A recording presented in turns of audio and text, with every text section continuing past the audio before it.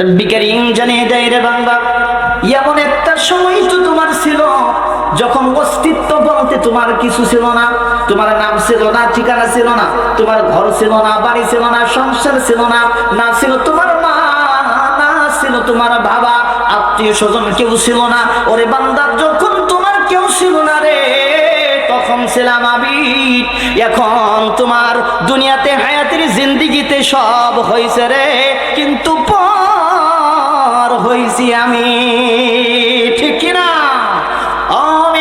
তখন আমাদের কেউ ছিল না, তখন ছিল আমাদের আল্লাহ। আবার যখন কেউ রবে না রে মুসলমান, তখন রবে কে? সেজন্যই আমি মাঝে মাঝে বলি, যখন আমার কেউ ছিল না, তখন ছিল আল্লাহ। যখন আমার কেউ রবে না, তখন রবে আল্লাহ, তখন রবে আল্লাহ, ঠিক কিনা বলেন?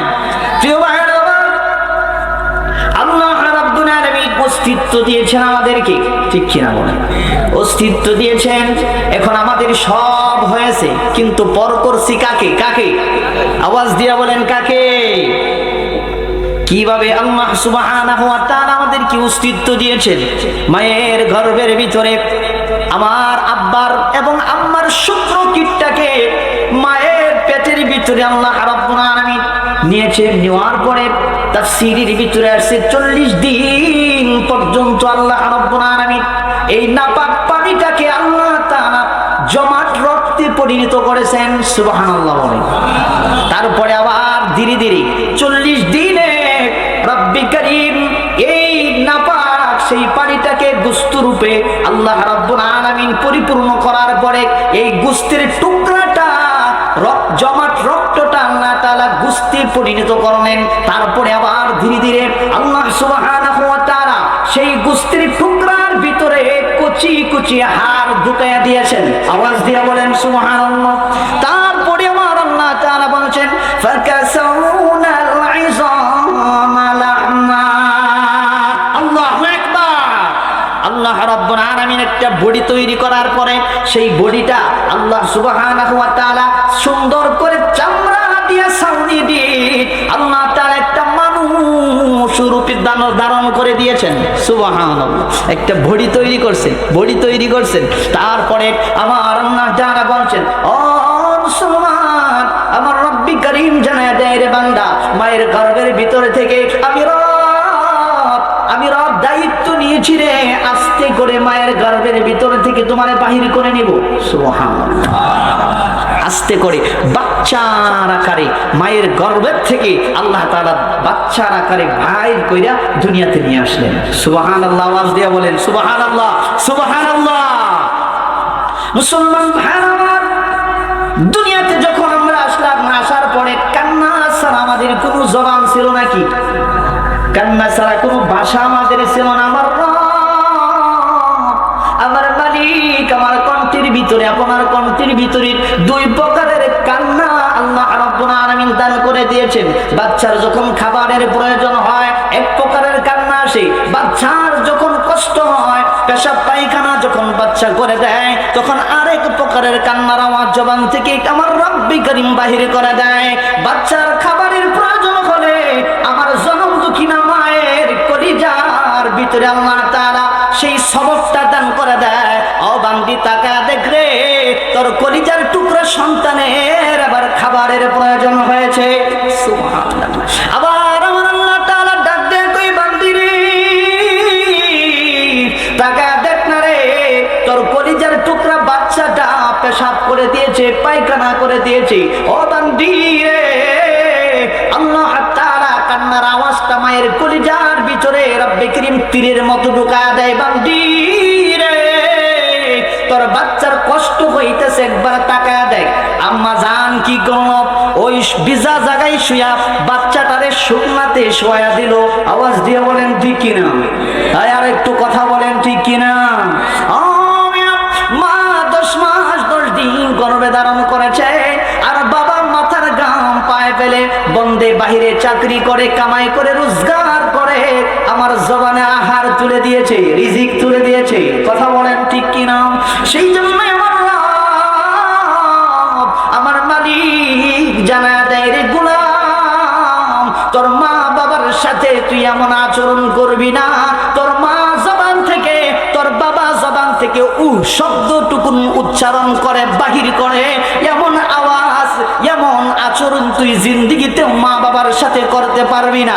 কারণ আমার রাসূল জানা দেয়, রে উম্মতের দল, তোমার বাবা তোমার জান্নাত, তোমার মা তোমার জান্নাত। সুবহানাল্লাহ। তোমার মা তোমার জান্নাত, তোমার বাবা তোমার জান্নাত, এমন শব্দ উচ্চারণ করবা না। শব্দটুকুন বাবা জবান থেকে বাহির করে দেয়, শব্দটুকুন মা জবান থেকে বাহির করে দেয়, যদি দেয় রে তোমার জিন্দেগিটা বড় বরবাদ হয়ে যাবে। ঠিক কিনা? আওয়াজ দিয়ে মনে মুসলমান ভাইরা, বাবা যখন বৃদ্ধ হয়ে যায় সংসারে তার দাম থাকে। আওয়াজ দিয়া বলেন, বাবা যখন বৃদ্ধ হয়ে যায়, বৃদ্ধ হয়ে যাওয়ার পরে সংসারের দাম থাকে না। ছেলে দাম দেয় না, মেয়ে দাম দেয় না, স্ত্রী পর্যন্ত দাম দেয় না, পাড়া প্রতিবেশী দাম দেয় না, সমাজের লোক দাম দেয় না। বলে বুড়া হয়ে গেছে, এর কি দাম আছে নাকি? ঠিক কিনা বলে? বুড়া মানুষ বলে বেশি কথা কয়। নাতিরা বলে, দাদা এত কথা কও কেন, চুপ থাকতে পারো না? একটা উট, বকরি, দুম্বা, ছাগল যখন বুড়া হয়ে যায় তারে কুরবানি দিয়া দেয়। ঠিক কিনা বলে? কি দিয়া দেয়? কেন কেন? বুড়া হয়ে গেছে গা, কুরবানি দিয়া দেয়, জবাই করে দেয়। ঠিক কিনা মনে?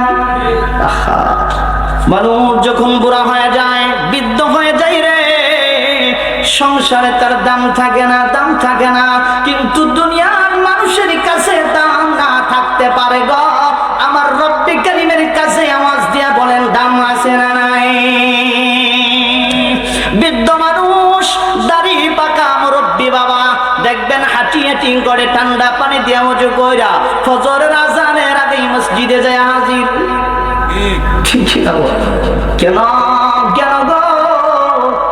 সারাটা জিন্দেগির হিসাব মিলাইতে মিলাইতে মিলাইতে মিলাইতে মসজিদের মিনার থেকে ফজরের আযান হয়ে যায়। কি করলাম রে জিন্দেগিটা, বড় কি করলাম? অন্যায় ভাবে কামাই করেছেন, যেইভাবেই করছেন না কেন, মরণের পরে কবরে যখন রাখা হবে হিসাব দিবেন আপনি, অথচ আপনার সম্পত্তি ভোগ করবে আপনার ছেলে, আপনার নাতি, আপনার পুতি, পাড়া প্রতিবেশী। আওয়াজ দিয়া বলেন ঠিক কিনা? খাবে ওরা, কবরে জবাব দেওয়া লাগবে আপনার। ঠিক কিনা? আওয়াজ দিয়া বলেন। সেই জন্যই মুসলমান ভাইয়া আমার, একটাবার চিন্তা করে দেখ শুনি, হায়াতের জিন্দেগিটা তুমি গুনাহ করতে করতে বরবাদ করে ফেলেছো, কবরের জিন্দেগিতে তুমি কেমন করে কাটাইবা? সেই জন্যই আমি মাঝে মাঝে বলি, সংসার সংসার কইরা বাবে গো, আরে করলি না বন্দিগি, কেমন কাটাইবি মনরে,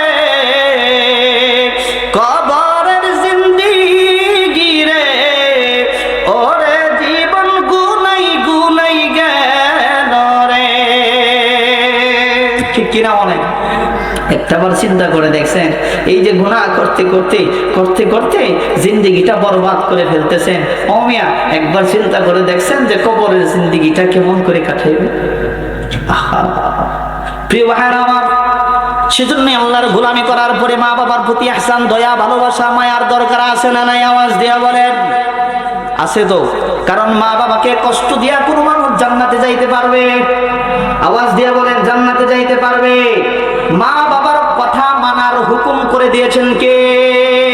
আল্লাহর নবী, দু জাহানের নবী, নবী কুলের সরদার নবী রাসূল আরবি সাল্লাল্লাহু আলাইহি ওয়াসাল্লামের কাছে আল্লাহর রাসূলের 10 বছরের খাদেম হযরত আবু হুরায়রা রাদিয়াল্লাহু তাআলা আনহু কালেমা পড়ে যখন মুসলমান হয়ে গেছেন, মুসলমান হয়ে গেছেন, মুসলমান হয়ে গেছেন, মার কানে যখন আওয়াজ আসলো, মা ছিল মুশরিকা, কালেমা পড়ে নাই, মার কানে যখন আওয়াজ আসছে, আমার কলিজার টুকরা, আমার কলিজার টুকরা, আমার সন্তান আবু হুরায়রা মুহাম্মাদের দরবারে গিয়া কালেমা পড়ে মুসলমান হয়ে গেছে।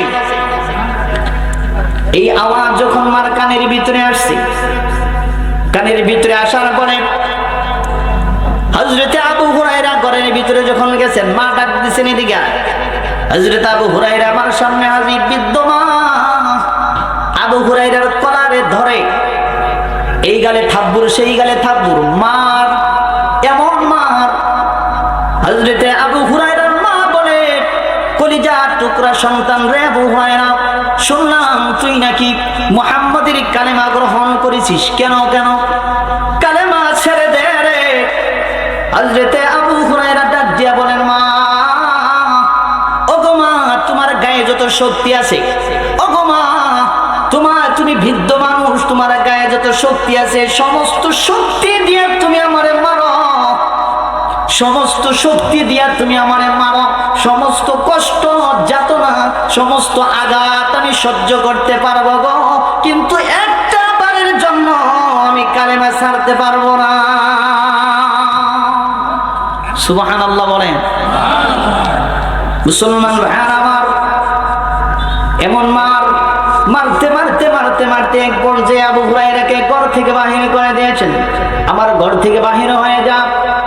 হযরত আবু হুরায়রা ধীরে ধীরে ধীরে ধীরে আল্লাহর নবীর দরবারে এসে হযরত আবু হুরায়রা ফুফায়া ফুফায়া কান্দে।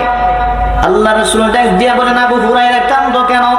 ও আবু হুরায়রা, তোমার কি হয়েছে, তুমি কান্দো কেন, কি হয়েছে আমাকে বলো। হযরত আবু হুরায়রা ডাক দিয়া বলেন, নবী ওগো নবী, কালেমা পড়েছি, মুসলমান হয়েছি, আপনার দরবারে আসা যাওয়া করার কারণে আমার মা আমারে মেরেছে। আল্লাহু আকবার। আমার মা আমাকে মেরেছে। আল্লাহ নবী সাল্লাল্লাহু আলাইহি সাল্লাম ডাক দিয়া বলেন, আবু হুরায়রা রে, তুমি কি তোমার মার জন্য আমার কাছে নালিশ করতে আসছনি? তোমার মা তোমারে মারছে, তুমি কি আমার কাছে নালিশ করতে এসেছো? হযরতে আবু হুরায়রা ডাক দিয়া বলেন, নবী গো, আগে নবী, নালিশ কেন করব, মা আমারে মেরেছে, নালিশ করতে আসি নাই গো নবী। আগে নবী, আমার মা মুশরিকা, ইসলামের তেমন জ্ঞান তার ভিতরে নাই। নবী গো, আমি ভালো করে জানি গো, আপনি যদি রব্বে কারীমের কাছে দুই কানা হাত তুলে মালিকের কাছে যদি আমার মার জন্য একটু দোয়া করে দেন, আমি ভালো করে জানি তার বন্ধুর দোয়া আল্লাহ কোনদিন খালি হাতে ফিরাইয়া দিবে না। আল্লাহু আকবার। প্রিয় ভাইরা আমার, হযরতে আবু হুরায়রা ডাক দিয়া বলেন, নবী গো, আমার মার জন্য একটু দোয়া করেন। সঙ্গে সঙ্গে আল্লাহ নবী সাল্লাল্লাহু আলাইহি সাল্লাম দুই কানা হাত আকাশের দিকে তুললেন। মাবুদ গো, আমার কলিজার টুকরা আবু হুরায়রার আম্মা মুশরিকা মেরেছে, ওগো রব, সন্তান হয়ে আমার জন্য দোয়া চেয়েছেন, মালিক গো, আবু হুরায়রার মাকে তুমি হিদায়াত দিয়া দাও। সুবহানাল্লাহ, আওয়াজ দিয়ে বলে, আবু হুরায়রার মাকে তুমি হিদায়াত দান করে দাও। এইদিকে আল্লাহর রাসূল দোয়া করেন, এইদিকে হযরতে আবু হুরায়রা আল্লাহর রাসূলের দরবার থেকে দৌড় দিয়েছেন। সাহাবায়ে কেরাম তাকায় দেখে আবু হুরায়রা এত ভদ্র সাহাবী, জিন্দেগিতে কারো সাথে ঝগড়া করে না, ফায়সা কথা বলে না, জিন্দেগিতে কারো সাথে বিতর্কিত কোনো কথা বলে না, উচ্চ কণ্ঠে কোনো আওয়াজ দেয় না। সেই আবু হুরায়রা আজকে ধর দেয় কেন? জামা টেনে ধরেছে। আবু হুরায়রা, কোথায় যাও রে? ও আবু হুরায়রা, কোথায় যাও, কোথায় যাও বলে যাও। হযরতে আবু হুরায়রা ডাক দিয়া বলেন, সাহাবীরা রে, জামা ছেড়ে দে রে, রাস্তা ছেড়ে দে রে, আমি আমার ঘরে যাইতে চাই, আমি আমার বাড়িতে যাব, আমি বাড়িতে গিয়ে দেখতে চাই আল্লাহর নবী দোয়া করে, আমি বাড়িতে গিয়ে দেখতে চাই রে, আমি আগে বাড়িতে যাইতে পারি না, আমার রাসূলের দোয়া আল্লাহর দরবারে কবুল হয়ে গেছে। জোরে বলেন সুবহানাল্লাহ। হযরতে আবু হুরায়রা রাদিয়াল্লাহু তাআলা দৌড় দিয়ে যখন ঘরের ভিতরে প্রবেশ করবে, দরজায় নক করেছে, যখন কড়া দিয়েছে, হযরতে আবু হুরায়রার মা ঘরের ভিতর থেকে ডাক দিয়া বলেন, বাবা রে, অপেক্ষা কর, দরজা খুলতেছি। সুবহানাল্লাহ। হযরতে আবু হুরায়রা ডাক শিরকিয়াতের কোনো গন্ধ পাই নাই রে। মায়ের কণ্ঠের আওয়াজের ভিতরে তাওহীদের গন্ধ পাওয়া যায়।